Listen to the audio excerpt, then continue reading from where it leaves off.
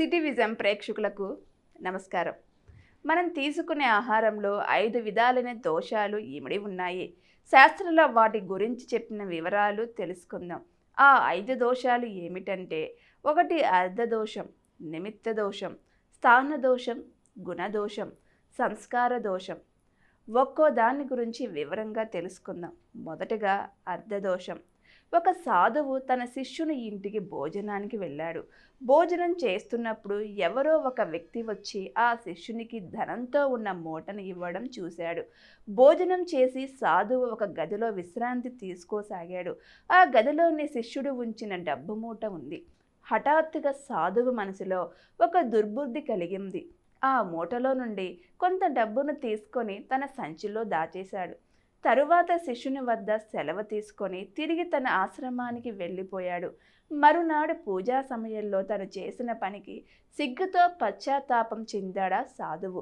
తన శిష్యుని ఇంట్లో చేసిన దోషభూయిష్టమైన భోజనం వల్లనే తనకు ఆ దుర్బుద్ధి కలిగిందని, రాత్రి ఆహారం జీర్ణమయ్యి ప్రొద్దుననే మలంగా విసర్జించబడిన తరువాత మనసు నిర్మలమైన పరిశుద్ధమైనట్టు అర్థం చేసుకున్నాడు. వెంటనే తాను తస్కరించిన డబ్బును తీసుకొని శిష్యుని ఇంటికి వెళ్ళి జరిగినదంతా చెప్పి ఆ డబ్బును తిరిగి ఇచ్చేశాడు. తర్వాత శిష్యుడిని ఎలాంటి వృత్తి ద్వారా డబ్బు సంపాదిస్తున్నావని అడిగాడు. శిష్యుడు తల వంచుకొని, నన్ను క్షమించండి స్వామి, ఇది సన్మార్గంలో వచ్చిన డబ్బు కాదు అని తల వంచుకొన్నాడు. ఈ విధంగా సన్మార్గంలో సంపాదించిన డబ్బుతో కొన్న పదార్థాలతో తయారు చేసిన ఆహారం భుజించడమే అర్ధదోషం. మనం న్యాయంగా సంపాదించిన దానితోనే ఆహారం తయారు చేసుకొని భుజించడం ముఖ్యం. ఇక రెండవది నిమిత్త దోషం. మనం తినే ఆహారాన్ని వండేవారు కూడా మంచి మనసు కలవాడై ఉండి, సత్యశీలత కలిగి, దయ, ప్రేమ కల మంచి స్వభావము కలిగిన వారై ఉండాలి. వండిన ఆహారాన్ని క్రిమికీటకాలు, పక్షులు, జంతువులు తాకకూడదు. ఆహారం మీద దుమ్ము, శిరోజాలు వంటివి పడకూడదు. అపరిశుభ్రమైన ఆహారం మనసుకు అసహ్యత కలిగిస్తుంది. దుష్టులైన వారి చేతి వంట భుజిస్తే వారి దుష్టగుణాలు అవతలి వారికి అబ్బుతాయి. భీష్మాచార్యుల వారు కురుక్షేత్ర యుద్ధంలో బాణాలతో కొట్టబడి యుద్ధం ముగిసే వరకు అంపశయ్యపై ప్రాణాలతోనే ఉన్నాడు. ఆయన చుట్టూ పాండవులు, ద్రౌపది, శ్రీకృష్ణుడు ఉన్నారు. వారికి భీష్ముడు మంచి మంచి విషయాన్ని బోధిస్తూ వచ్చాడు. అప్పుడు ద్రౌపదికి ఒక అనుమానం కలిగింది.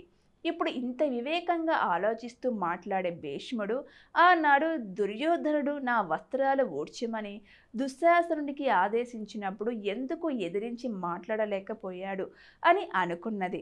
ఆమె మనస్సులో ఆలోచనలు గ్రహించిన భీష్ముడు, అమ్మ, నేను అప్పుడు దుర్యోధనుని ప్రాపకంపలో వారిచ్చిన ఆహారం భుజిస్తూ వచ్చాను.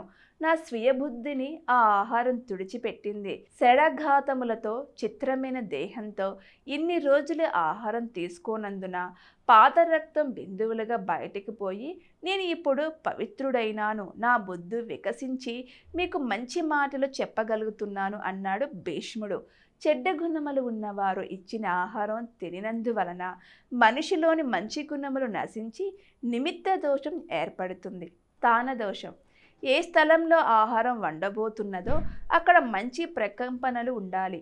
వంట చేసే సమయంలో అవసరమైన చర్చలు, వివాదాల వలన చేయబడిన వంట కూడా పాడైపోతుంది. యుద్ధరంగానికి కోర్టులు, రచ్చబండలు ఉన్న చోట్లలో వండిన వంటలు అంత మంచివి కాదు.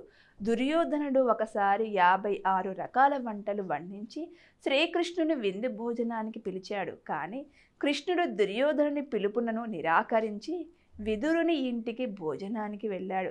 కృష్ణుని చూడగానే విదురుని భార్య సంతోషంగా ఆహ్వానించి ఉపచారాలు చేసింది.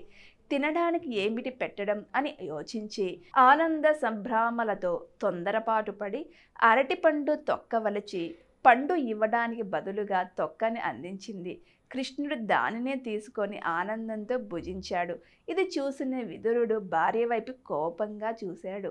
అప్పుడు కృష్ణుడు, విదురా, నేను ఆప్యాయతతో కూడిన ప్రేమ కోసమే ఎదురు చూస్తున్నాను.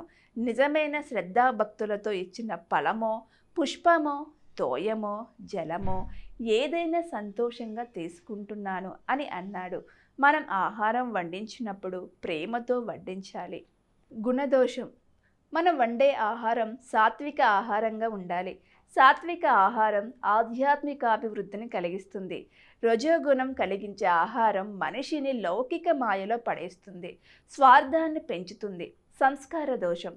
ఆహారం వండే వారి సంస్కారం బట్టి దోషం ఏర్పడుతుంది. సంస్కారవంతుల చేతి వంట ఆరోగ్యాన్ని ఇస్తే, సంస్కారహీనుల చేతి వంట లేని పోని రోగాల్ని తెచ్చిపెడుతుంది. అదండి. అందుచేత ఈ దోషాలు మనకు అంటకుండా మంచిగా ఆహారాన్ని తీసుకునేలా ప్రయత్నం చేద్దాం. మరో మంచి విషయంలో మళ్ళీ కలుద్దాం. నమస్కారం.